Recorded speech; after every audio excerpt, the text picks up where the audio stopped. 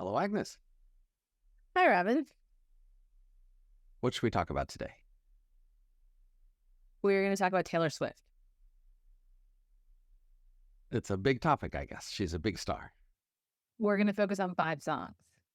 6 songs? Six, I think, yes. 6 songs. Just to set the stage, what is it interesting to talk about her that's be interesting about any particular musician that one might want to talk about? I asked my husband this question, and he said, I'm like, why am I interested in Taylor Swift? Besides the fact that I like her music. And he said that she is somebody who lives the opposite kind of life from you, namely a totally altruistic life. A life your life is basically devoted to like the pursuit of your own knowledge and getting other people to help you in that. And she devotes her life to her fans, and she has this kind of, this extraordinary thing she's doing with the, Eras Tour, adding event after event of these like 3-hour-long concerts just because people are crazy to go to it. And she's an entertainer, which is to say she it's a service profession in an important way. But she's They're all entertainers like that, right? An astonishing number of people. So that was, and he said he's puzzled that I would be interested in and attracted to such a person who lives such an opposite life from mine. And I'm like, well, an egoist would be attracted to altruists. It's a perfect combination, right?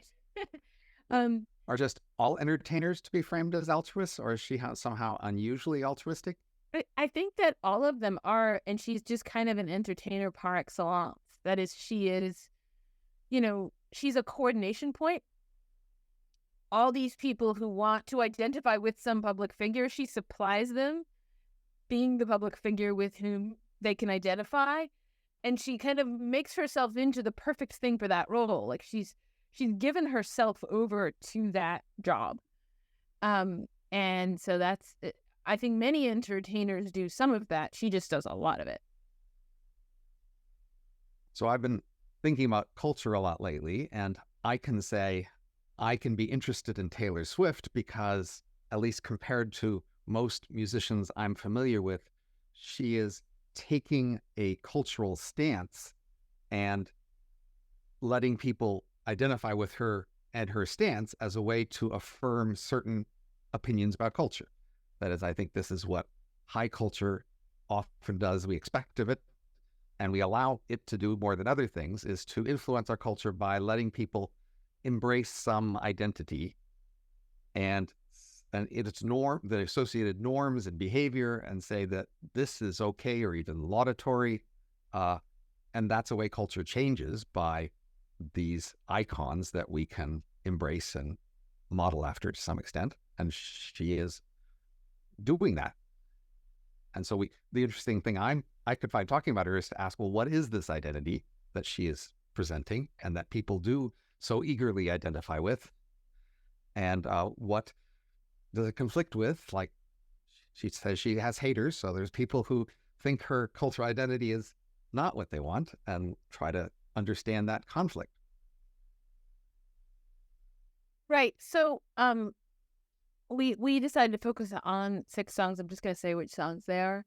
I Knew You Were Trouble, You Belong With Me, The Man, Shake It Off, Anti-Hero, and Cruel Summer. That's pretty good distribution over her albums. And they're also chosen from songs that she's going to be singing at the Eras Tour, because I'm going to see that performance in like 2 weeks. 3 of them are her top most popular songs, so they aren't random. They're all pretty popular, and a few of them are her most popular songs. Okay, so in like going over these songs, listening to them, watching the videos, reading the lyrics, the first thing that struck me about all of them is that they're all complaints. All of her songs are complaining about something. So in terms although interesting, they're complaints even when she explicitly claims to be taking responsibility for herself. Right. Interestingly, so that she still manages to complain, yes, even as she says, it's my fault. Right. So in Anti-Hero, she says, I'm the problem, it's me. But and this becomes really explicit in the video that there's two Taylors, like there's like the bad Taylor and the good Taylor. So it's her fault, but the Taylor who she is afflicting can still complain about it. And she can still feel sorry for herself. I mean, Anti-Hero is a nice in a way, I'm glad we chose that one because she is she's saying it's really hard to be as powerful as I am, and you should feel sorry for me. Right. Precisely because when you're this powerful, nobody will ever feel sorry for you. She says she describes herself as a monster, like a giant, and in the video she's a giant. There's little people who are all scared of her. But she doesn't really mean it. About that.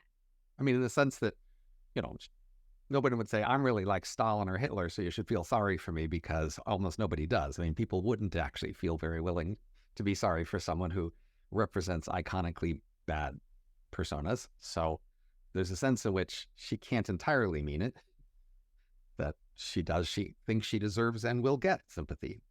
Now, in a complaint, like we could distinguish a complaint where we say, feel sorry for me versus a complaint targeted at someone else. Does she complain about other people versus just feel sorry for me? It seems like she does, but she's not very specific exactly about who they are. But there are these unnamed haters and heartbreakers and fakers and all sorts of people she somewhat complains about. Right. So in You Belong With Me, she complains about the guy's girlfriend who doesn't deserve him and how he should pick her instead. In The Man, she's complaining about sexism generally. In Shake It Off, she's complaining about her haters. In Cruel Summer and I Knew You Were Trouble, she's complaining about the guy, or I guess Cruel Summer is more like the volatility of romance in general.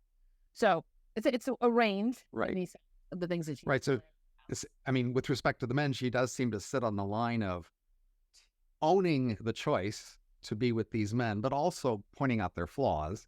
And she would like them to be better along certain dimensions, but she still chose them knowing who they were. And it's hinted that who they were was attractive. It's part of what attracted her to them.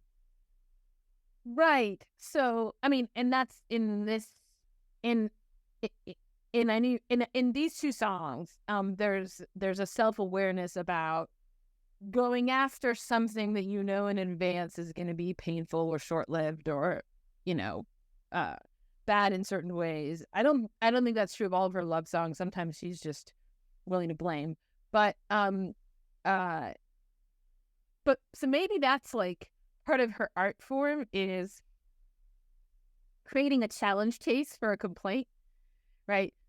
Describing a scenario where it's going to be a bit hard to lodge a complaint in that scenario, and then managing to lodge it anyway and managing to get it to kind of hit where the listener takes it up, is willing to receive it. Although not all listeners as equally embrace her. So we have this split in the world. Some people don't like her that much, and other people like her a lot. And then there's apparently a lot of hostility. Her fans are often sensitive to whether other people like her enough. Right. So I think, that's sort of the thing I was getting at the beginning, is that she is an identity. So you can, and I think it's sort of disproportionately younger women who will identify themselves as Swifties, where that's a really big part of who they are. And then if that's who you are, then if somebody doesn't like Taylor Swift, they're in some sense standing in opposition to your very identity. And that's itself going to incentivize a class of anti-Swifties, right? Because now being against Taylor Swift is also an identity. Yeah. So would it help to maybe summarize what exactly this identity she projects is? Who is this stereotypical character that she presents in these songs? Now, we don't have to believe that she personally is these people, these characters, although it does seem like the life that we hear about her somewhat fits the characters in her songs, that there doesn't seem to be a huge difference, at least in public reports of her life, from how she lives her life and these characters. So that's, of course, helping people embrace this identity. But what would we say is this identity? Well, what sort of a person is she exactly? I think that the divide is really over the receptivity to her complaints, where the people who like her music, and I am in that category, are people who hear these complaints and are willing to receive them. And I'm in some sense empathetic to her predicament.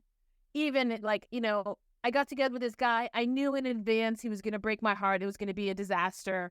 I did it anyways. I want you to still feel sorry for me. And I'm someone who's like, yeah, I feel sorry for you about that. But I think there's a group of people who don't want to respond to that call for empathy for a variety of reasons. When you look online, people say, oh, well, she's a privileged white woman, which i.e. She shouldn't be complaining. You could also say she's just one of the most powerful people in the world. What does she have to complain about? Of course, that's what Anti-Hero is about. Like, it sucks being one of the most powerful people in the world because people think you have nothing to complain about. And then when I hear that, I'm like, yeah, that makes sense to me. I feel sorry for you. I'm willing to respond empathetically to that complaint about how hard it is to be so powerful. So I guess the divide in terms of this identity is what I think, whether you respond to this or whether you respond in the opposite way and say, get over yourself. Let's linger longer on what the identity is, though, and what she's asking for sympathy about. She's not mostly asking for sympathy about her power. And she actually is quite often asking for sympathy about her power. Shake It Off is partly about that. But that's I agree, not mostly. Okay. So the way I see the persona I've seen it projected is that she is a woman who wants to live a somewhat wild life. She has the money and popularity and looks, etc., to live a wild life. And her wild life definitely consists often of meeting a lot of new guys that she's attracted to and having intense relationships with them that have a lot of emotion and disruption and then a lot of pain. And she knows that. And nevertheless, she still wants to continue having these volatile, promiscuous, frequently changing relationships. And she basically gets why it causes the pain it causes her. And she wants to keep doing it. But she wants sympathy for the pain that she's getting through this process. And she feels a little, upset that other people look down on her lifestyle. And she feels a little negative against the men who don't treat her as well as she would like, although she also admits that that's attracts her to them in many ways. And then she also has a bit of a hostility toward men who have a parallel role in the world of music, where they're also presenting a world of their promiscuity and embracing it. But she, in the song The Man, tries to highlight the differences between how she is, seen in that role and how the men are seen in that role. I think all of that is right, except the part about the promiscuity. That is, I think that she presents herself as searching for true love and understanding that search is going to cause pain. And, maybe it's a really hard search or she has very high standards or whatever, but I don't think it is just I can imagine a male counterpart that's just happy about all his sexual conquests or something. That's very different from her. The reason why she keeps getting so hurt is that she keeps thinking this guy might be the one. So she has a category of the one that is repeatedly known. But in none of these 6 songs does the phrase "the one" show up. So she has a lot more songs than we're studying here, but I don't see anything in these 6 songs that indicates that she's looking for the one. I mean, You Belong With Me. Forever? That's not... She doesn't say how long he belongs with her. I mean, all these guys, she likes them for a while. There's no indication that that's a lifeless... I'm the one who... For now. I'm the only one who understands you. for now, there's no indication that that's about a long duration relationship. She wants him now. There has already been a long duration relationship. There's been a time they were together. Why can't you see you belong with me? I definitely think it's very easy to see you belong with me as, you know, if she gets that guy, she's going to break up with him in 6 months or something. Like that's very consistent with her story. But from the point of view of the song, the idea is, you know, what you're looking for has been here the whole time, and it's me. I'm the one you've been searching for. And it's this fantasy, right, of like that the man would have, like the woman, this hunt for the perfect woman, and then she presents herself, I'm the perfect woman who you've been looking for all along. And I do think the idea there is of like finding someone and staying with them. And I don't know of any song that she has that glorifies having many promiscuous relationships. No individual song does that. It's just that she has a lot of different songs about a lot of different relationships. Well, I mean, for example, Shake It Off explicitly talks about how when, you know, one guy makes you feel bad, you jump in and find another guy. I mean, there's no hint there at all about looking for the perfect relationship. It's about, she does feel the pain of the breakup and the jealousy, and the whole story is shake it off, like enjoy yourself. Just suppress these feelings. Well, yeah, but like you wouldn't feel jealousy. So what happens in the song is that her ex-boyfriend brings his new girlfriend, and she sees that, and so she like calls some guy over to say, you know, come here and hang out with me so that I don't seem like I'm not with anybody. Where that is, she still cares about her ex-boyfriend and how he sees her, right? So she's not just moving on from one guy to the next. She's pretending to do that in order to, like, you know, not, in order to seem less committed than she is. So the standard story about music lyrics, which I think applies to Taylor as well, is that music lyrics need to be designed at a level of ambiguity or abstraction so that they evoke particular emotional responses, but still allow a wide range of interpretations so that different sorts of listeners in different states of mind, et cetera, can still embrace them. And I think we should note here or accept that she is probably purposely being ambiguous about this point. That is...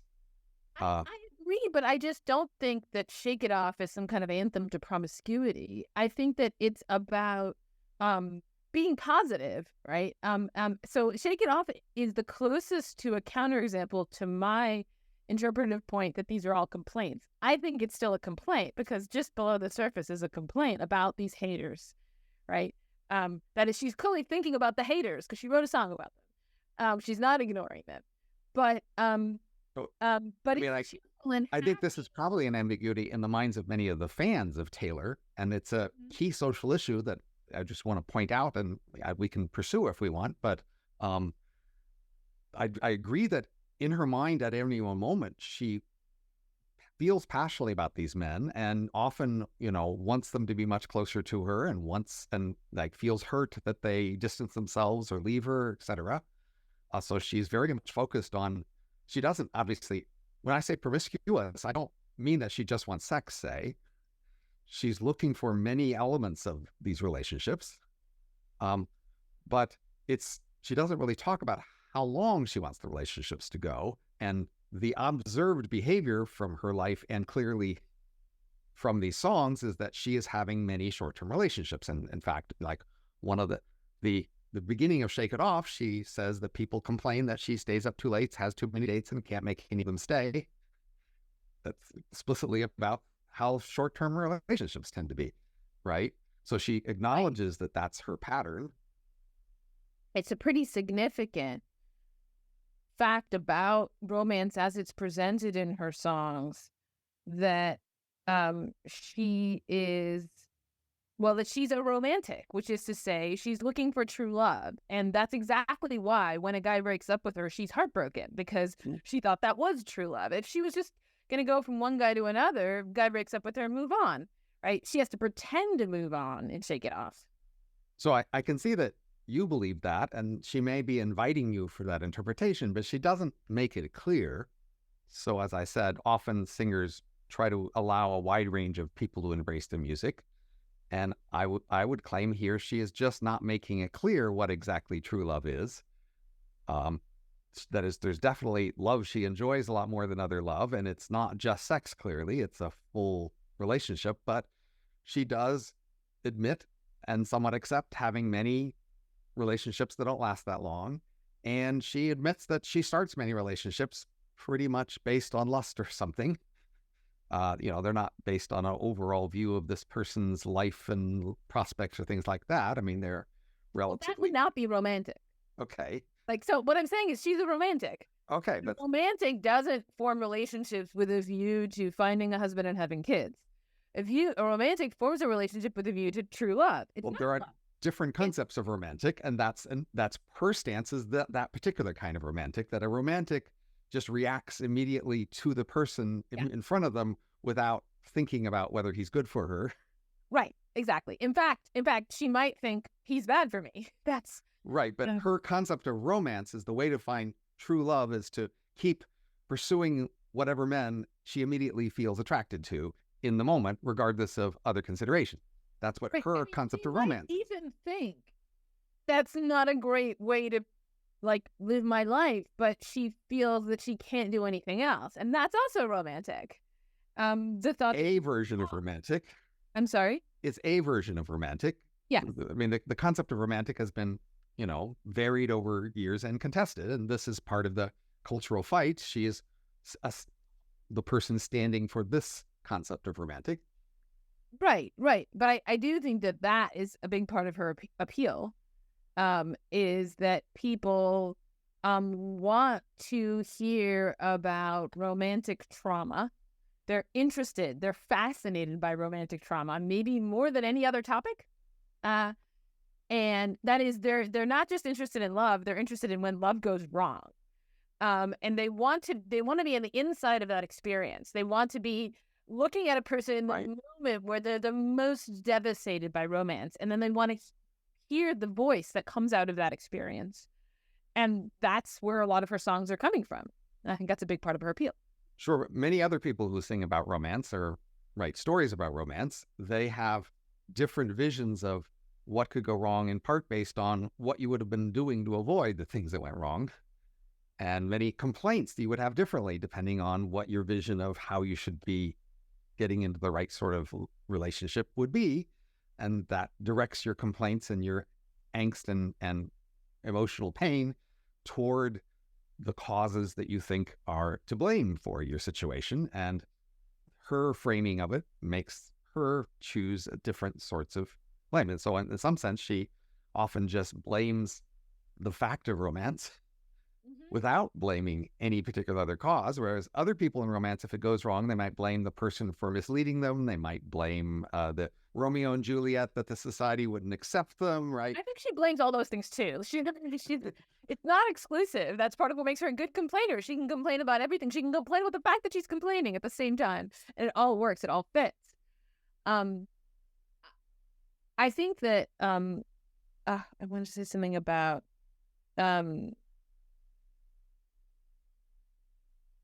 I don't know. I lost my train of thought. Well, go on.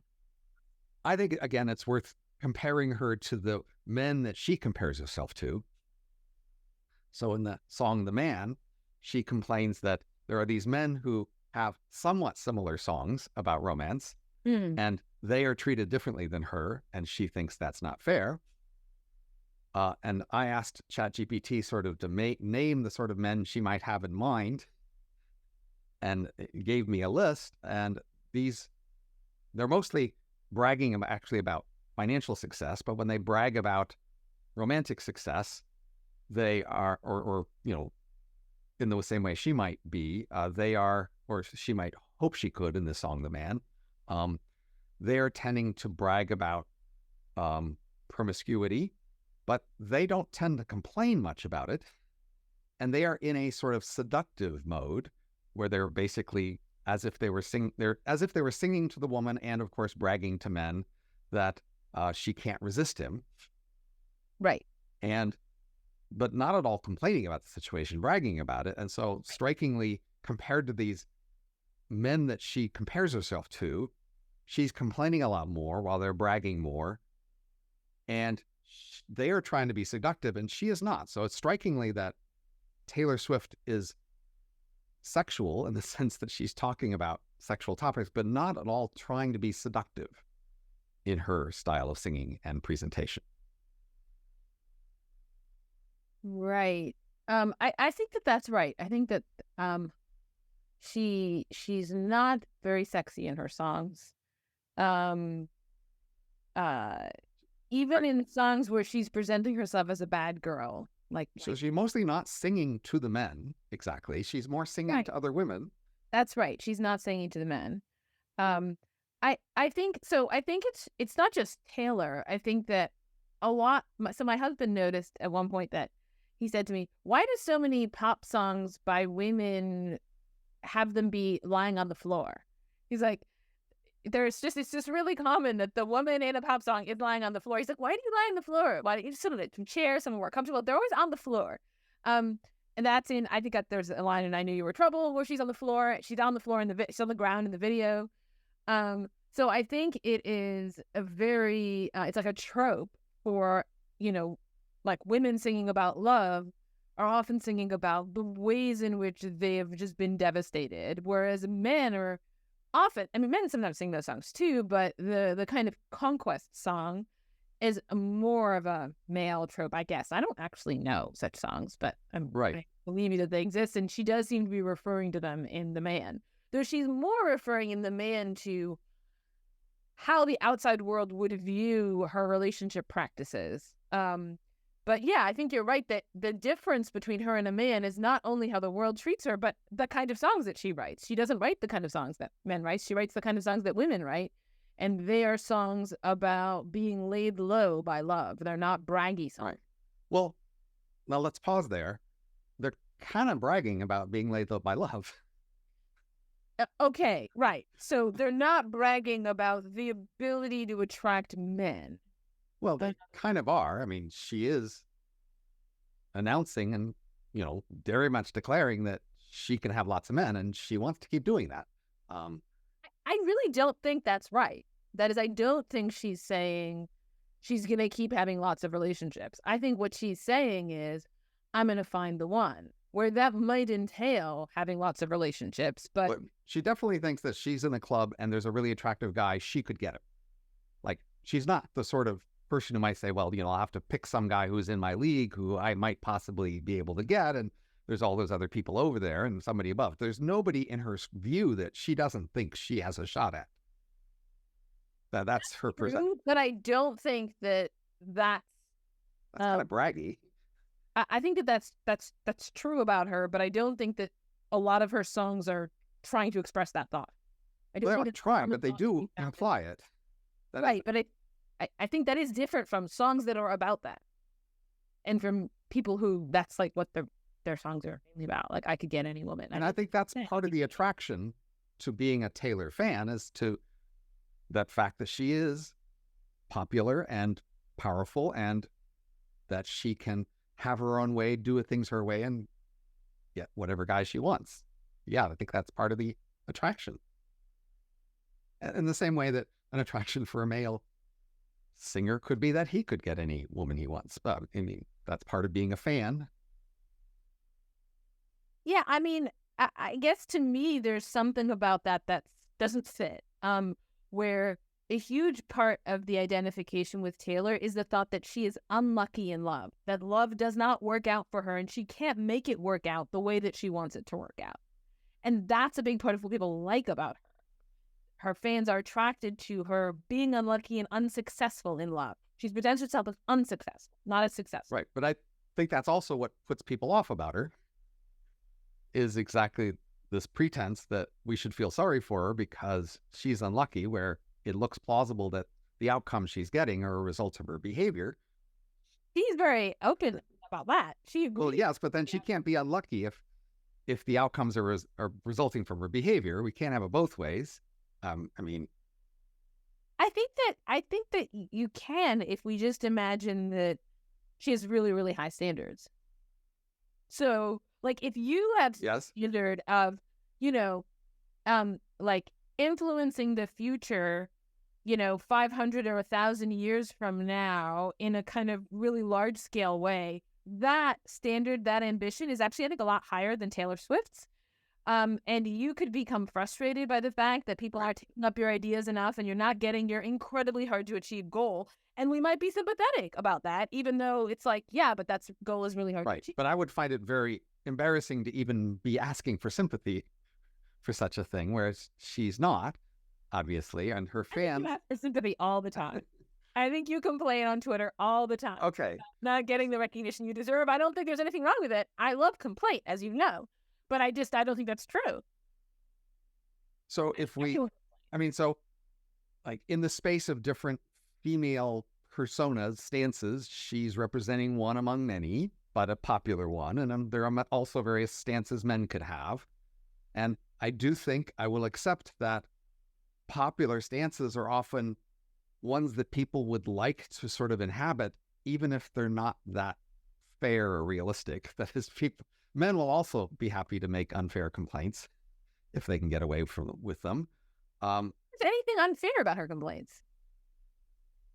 She, she has crazy high standards, and we should accept that because she's, as you know, she's rich and popular and beautiful. So No, there's no should about it. Many, many people simply do accept it. That is, she makes it work. She sings the song, and lots and lots of people are empathetic. And if you're not one of the haters, whatever, she's going to brush you off. She doesn't need you. She's got a lot of people who respond to what she's saying. That is, She makes an effective complaint. There's nothing unjust or unfair about it. So I would think part of the attraction is that her fans can then embrace her complaint in their own mental voice, and then they can also feel sympathetic to themselves, even if their objective situation isn't very bad either. They can feel bad about their recent breakup, even if they know it's their own fault, and even if they know they've got a pretty good deal compared to other people, they could still enjoy her songs. The songs could give them comfort because they're the songs of asking for sympathy for and getting sympathy for their self-complaint. Right. We all know that all of us have it incredibly good compared to almost everybody in human history, right? And yet we all complain all the time about things.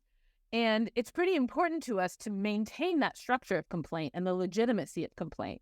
And it's a really big part of what it is to be close to someone, is that they're receptive to your complaints. And I think this is a big part of why Taylor's listeners feel really close to her, because she complains to them and they respond. They're like, oh, Taylor, I feel for you. And that's kind of a big part of what closeness is. And yeah, but this is not a special thing about Taylor. All of us are all the time doing this thing where we pretend like our problems are way bigger than they are. Now, a great many songs by men about romance describe a man in the moment of feeling intensely about some romantic partner. And then typically he's either happy or sad, depending on if she's rejecting him or rejected him, or whether she is open and, possibly going to be with him, right? So for men, there's this happy because she's accepting me or sad because she's rejecting me distinction of songs. And, it's certainly true that men will present those emotions and listeners will sympathize with them regardless of how deserving those people might be of those reactions, right?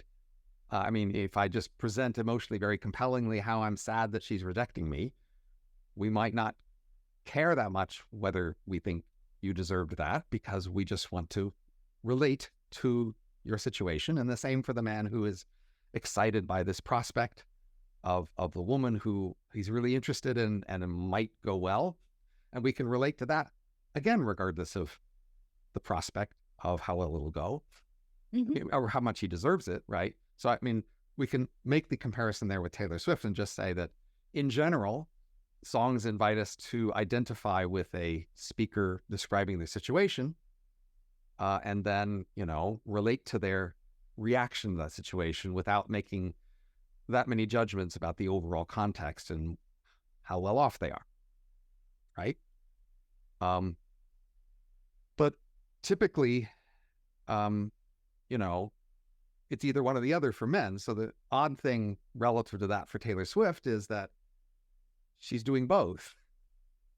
She's asking for our sympathy for her pain in the relationships and presenting her as basically getting all the men she wants usually.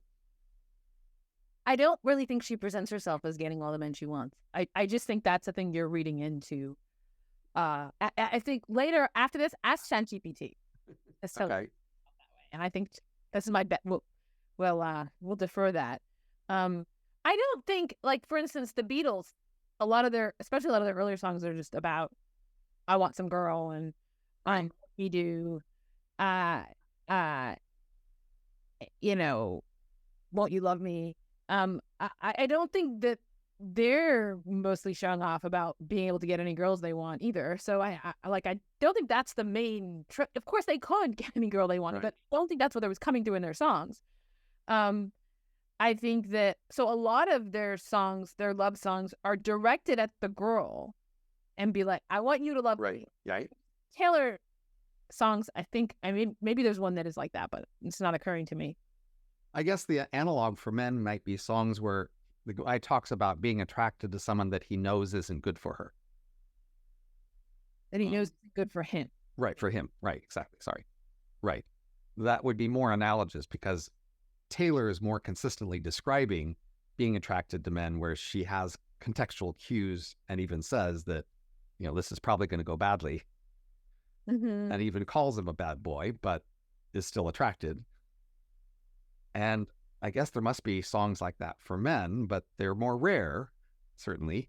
So I think that the men often represent themselves as, in some sense, slaves to or beholden to the whim of the woman. And the woman represents herself as slave to or beholden to her own whims, right? So she's like, I know this guy's bad for me, but I can't control myself. Right. So they agree. But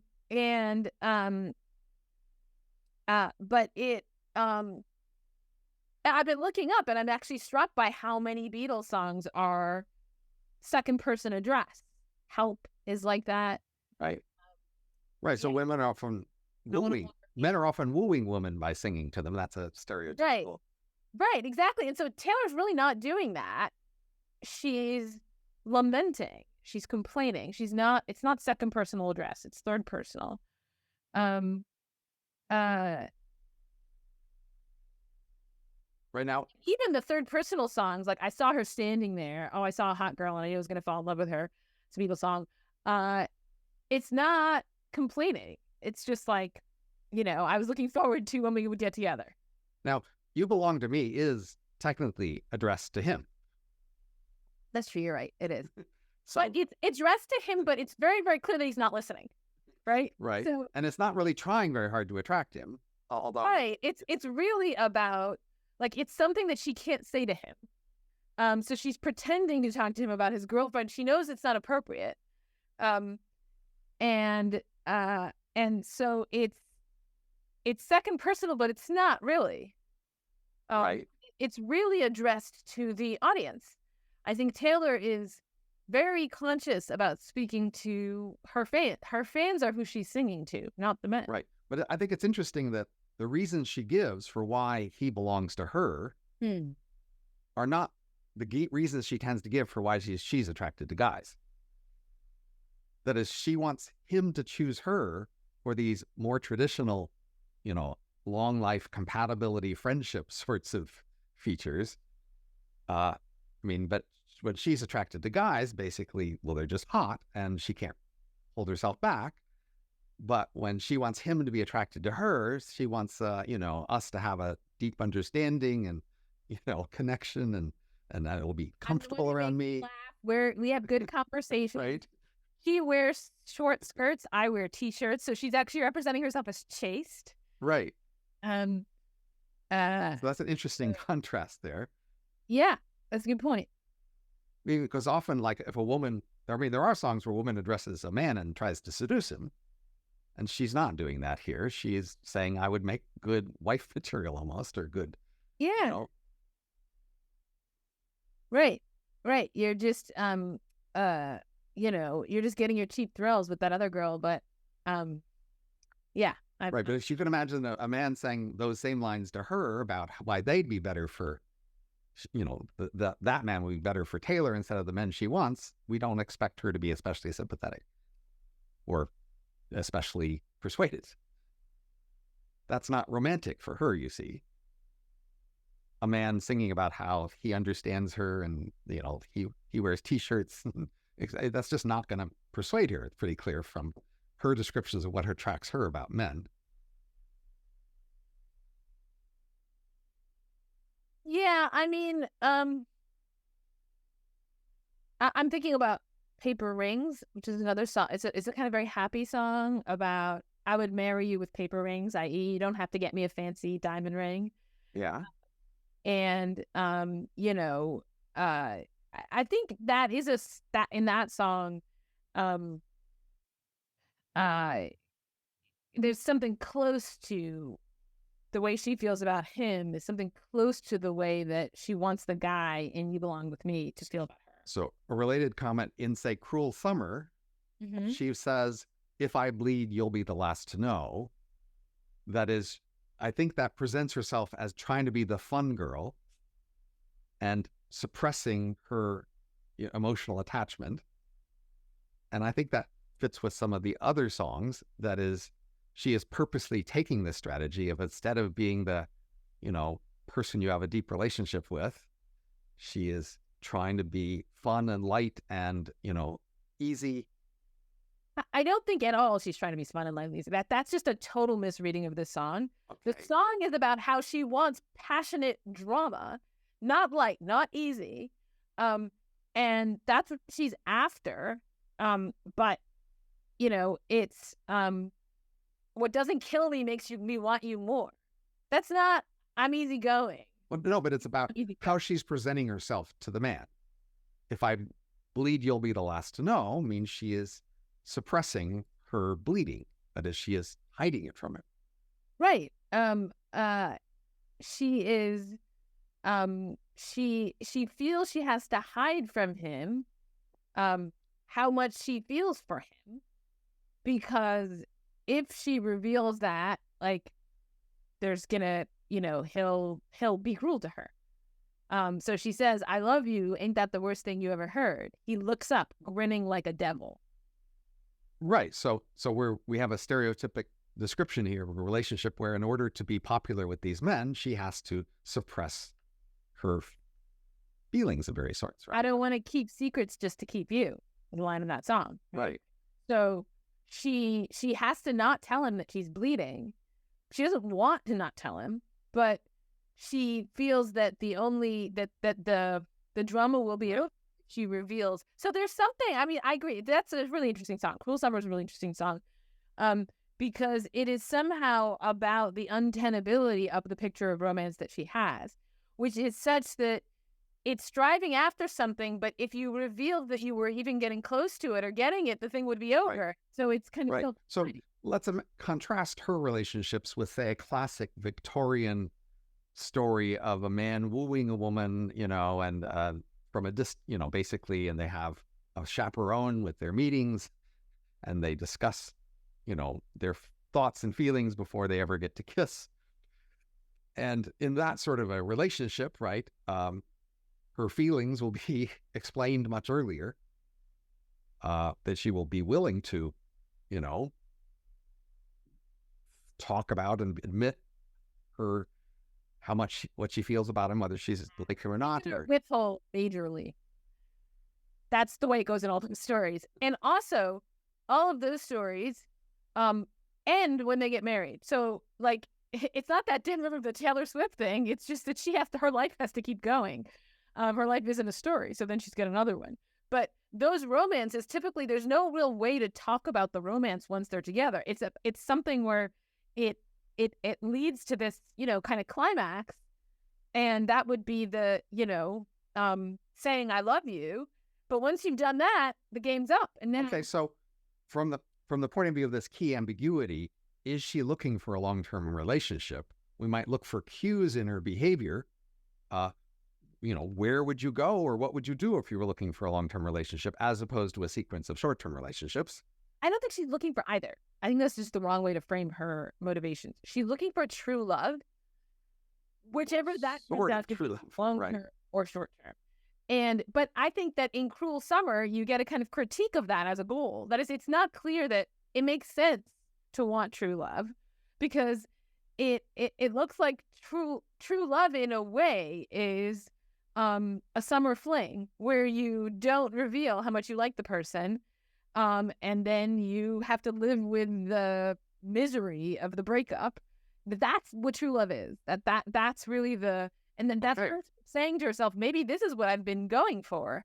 But it's the drama rather than anything like a long-term relationship. So many of us looking at these lyrics will think that surely she must know that the strategies she's taking are more conducive to a series of short-term relationships than a long-term relationship. But you're saying, no, she doesn't know that, or won't see it, or it's not true. I think it's not salient to her. That is, I think that it's not strategic. So I think the thing I said earlier is really relevant, which is that the men, like even the Beatles in their Beatles love songs, represent themselves as hostage to the whims of the woman. And the woman also represents herself as hostage to her own whims that drag her around, such that she's not strategizing. She's not in control of this.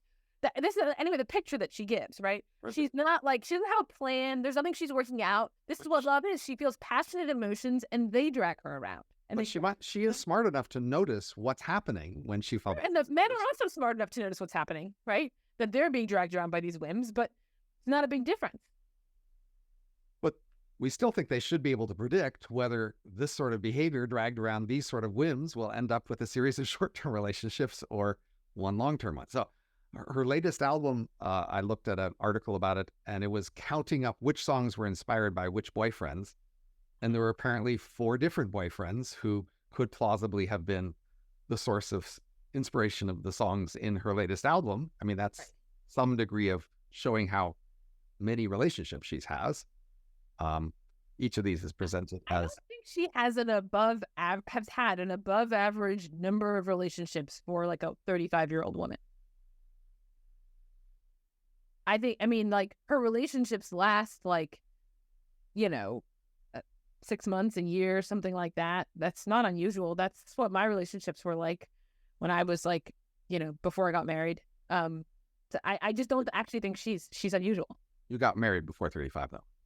Well, right. I'm saying before I got married. Right. The pattern of how long I would date people is about how long Taylor dates people. She doesn't have a new guy every week. I think I would postulate that the identity people feel eager to embrace about her and the hostility or hating that other people have in rejecting that identity are associated with perceptions of promiscuity and the kinds of relationships she's having. That seems to me plausible as the key lightning rod that's attracting or repelling people here. So, I mean, if we're just going to see her as someone who has typical relationships and then as typical breakups, it's hard to see that as a polarizing identity. I think that part of why women identify with her is that she's having typical experiences. Namely, she gets really into some guy. She might even know it's not going to work out, but she's into him for 3 months, 6 months, and then she's heartbroken. That's just not unusual or atypical. A lot of women can relate to it. Well, a lot of women can relate to having had 1 or maybe 2 of that, but she's presenting herself as that's the norm for her. And I think that's the polarizing part. Maybe. I mean, I can see that some of her haters hate that about her because in general, like, men have trouble handling the fact that women have multiple relationships. So yes, I can imagine that there are many people, I guess it would be particularly men, who dislike her for that reason. In the song The Man, that is her description of why people are hating on her. That is her story about what she sees as polarizing about herself. She says, if I were, a man, I could get away with this, but when I'm just presenting myself as having all these relationships, then people hate on me about that unfairly because they would be okay with it if I were a man. So that's her presentation of what makes her distinctive. I mean, that's her presentation of why that song is about gender inequality. And so she's focusing on the aspects of her life where that, has an impact on her life. But surely who am I? I think that she doesn't present this as this complaint could equally be made about any female singer. She's presenting it as a complaint particularly about her as a female singer. Sure, but I think it's partly the complaint isn't only about her love life. It's also just about her success and the level of the stature she's reached in society, where then she's subjected to certain forms of criticism that a man wouldn't be, which is probably true. Right, but the criticism is in part not a song about herself, really. That is, I think Anti-Hero is much more a song about herself, about what it's like to be Taylor Swift. And whereas the man is more just about sexism as it has had an impact on her life. So let's talk about Anti-Hero then, because I think that's similar to the themes in The Man. What does she admit to doing wrong? That she says she's the problem, but what specifically does she say she does wrong as the problem? Well, she says she doesn't learn from her mistakes, older but never wiser. She says she ghosts people, i.e. once she's no longer interested, she just drops them. There's no suggestion that's romantic in that, right? I mean, most of these things are romantic. I mean, come on. This is about... The song goes on to give an example, and it's her daughter-in-law and her children and stuff. So... Well, that's an example. That's a separate example of imagining, a contest about her will or something. That's not about ghosting. Well, the song is about her connection to the people around her. And she's ghosted many of them. She's ghosted many of the people in her own life. She's detached. Where do you think Anti-Hero... An example. You think Anti-Hero has nothing to do with her relationship with men whatsoever? It's all about her family. I think it may include the men. I just don't think there's any suggestion in the song that it's about the men. But it includes the men. Sure, it includes the men. Okay, well then it's a song about romance. Right, it's a song about what it's like to be a celebrity and whether that's compatible with being close to the people around you, including romantically, but it's not fundamentally about romance. I was trying to suggest that The Man was about her distinct identity as a singer compared to men she compares herself to, as opposed to just generically all women singers.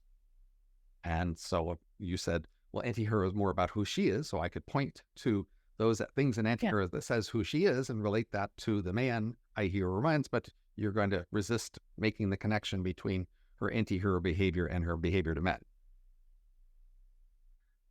Right. I mean, I think that even in The Man, only some of it is about romance.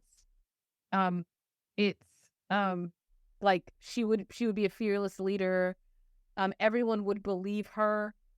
Look, the basic issue we have here is to ask whether she is just a generic woman singing about generic female situations in romance that have nothing particular about any particular lifestyle or type of person or anything, or whether she's presenting a distinctive identity that has particular stances toward romance and men, etc., and that as that particular identity, she has a particular pattern of behavior and pattern of situations, and that she is, as a result of that particular person, getting people to like her and identify with her on the basis of those particular stances, and then getting haters on the basis of that as well.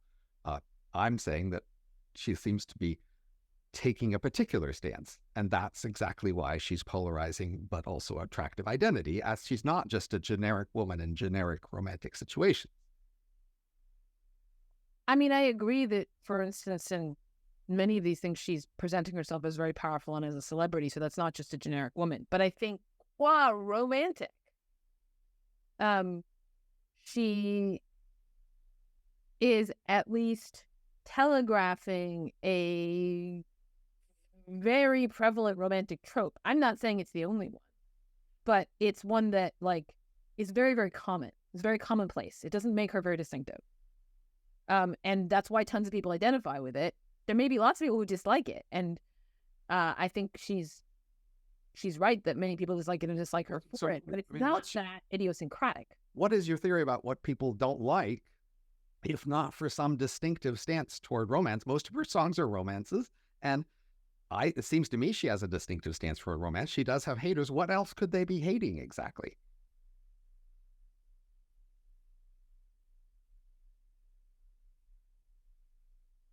I'm not sure. I'm not one of her haters, so I don't have the channeling that. And it's quite possible that even the fans, a lot of different reasons. But as we said before, even the fans are often sensitive to other people not being enough of a fan of her. So the fans are therefore seeing in their mind some stance that would be unsympathetic toward their identity. What's that unsympathetic stance that the fans suspect that the non-fans have? Surely there's a distinctive stance here that the fans want people to support and sympathize with that they fear they don't.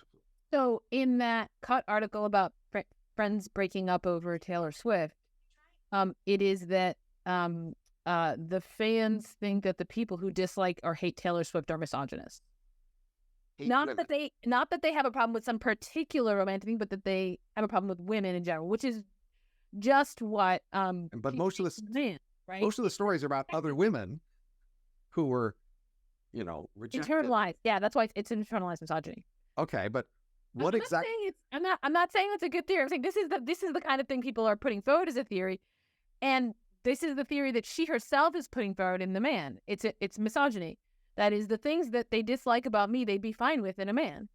There are different standards for men and for women, and but still must be a particular stance toward what women can or should be doing and how they act that we would be hating about women. That would be, if there are people who are hating women through Taylor Swift's descriptions, it must be something about how Taylor Swift behaves or reacts, etc., that they would be hating. So we could still ask, what is it, the particular behavior and feelings of Taylor Swift that we postulate the fans think that the haters hate? That's the key question. If you say it's just generic things that all women would support everywhere, well, then we can't find that thing that people think they're hating. Right. I mean, I guess I'm just not sure there is going to be a good answer to the question, what unifies all the haters? Because pretty much any celebrity has lots of haters, and the bigger the celebrity, the more the haters. Okay, but that can't be the thing that's animating the people rejecting their friends because they aren't enough of a fan. They must have a more specific fear in their head other than just generically 1,000 different ways somebody could be a hater. I gave you an analysis earlier, which is that if Taylor Swift is a huge part of your identity, and if you see yourself, who you are as in some sense someone who likes Taylor Swift, then people around you who are like rejecting Taylor, you feel like they're rejecting you.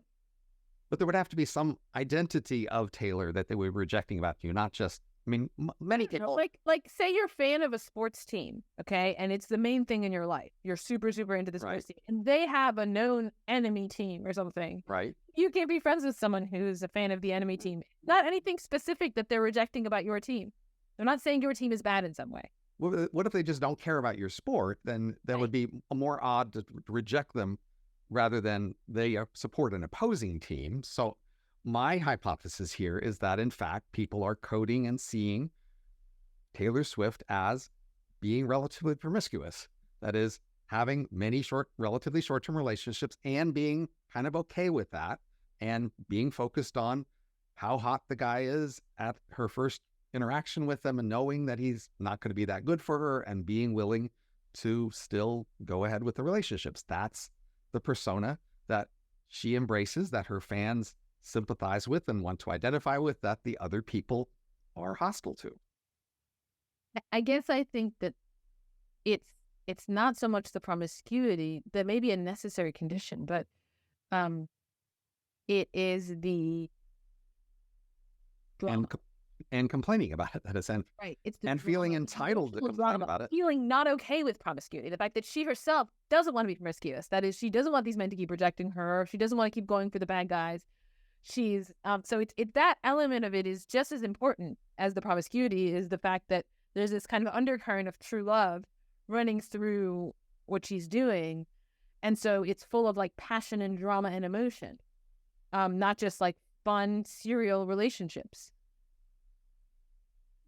But that can be part of what people dislike, or that the fans fear the dislike, is that they will be judgmental about her relationships and her, strategies for choosing partners and, etc.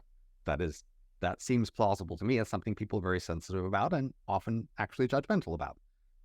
That I would say people who might not dislike Taylor Swift might be judgmental about her behavior, including her emotional stance and willingness to complain and strategies, and that the fans fear that judgment and they are sensitive about feeling judged that way, and they don't judge Taylor negatively. They think that if they were in the same situation, they would like to be treated the way they treat Taylor, i.e. sympathetically and supportive. I'd just be really surprised if the people who break up with their friends, like for not being sufficiently pro-Taylor, if that's in any way correlated with how supportive those people are when you're breaking up with your boyfriend. Like that doesn't seem right to me. I mean, I think that many people just like think she's a bit shallow and her music isn't that good, and I think that would be way more threatening to somebody who's a fan of her than they don't like how many boyfriends she's had. Well, we've used up an hour. Okay. And, I have to admit, I haven't studied Taylor Swift very long, and I don't know that much about all of these worlds, so I'm not very confident in these judgments. But it is interesting to see someone who is so liked by some and therefore apparently polarizing in the sense, at least the people who love her are afraid or believe that other people don't like her unjustly. Sorry, I'm just going to quote a line from this Cut article about the person who broke up with the person that didn't like Taylor Swift enough.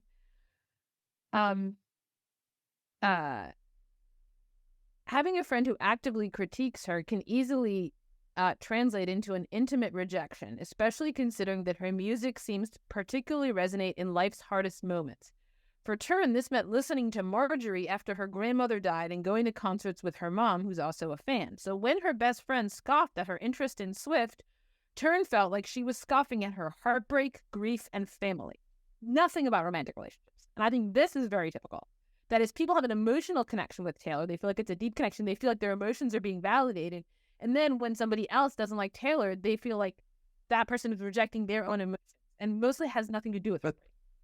Most of her songs are about romance, at least 80%. So I got to say, it's not plausible that it's completely independent of attitudes about romance if her identity is all about romance. Completely independent, but I mean, it's striking that the example in the piece doesn't give, this is the piece about breaking up with your friends. Right. Taylor Swift, and I don't think there's any suggestion that it has to do with how your friends are going to respond to your breakups. I think we'll have to remain in disagreement for a little while. Okay. All right.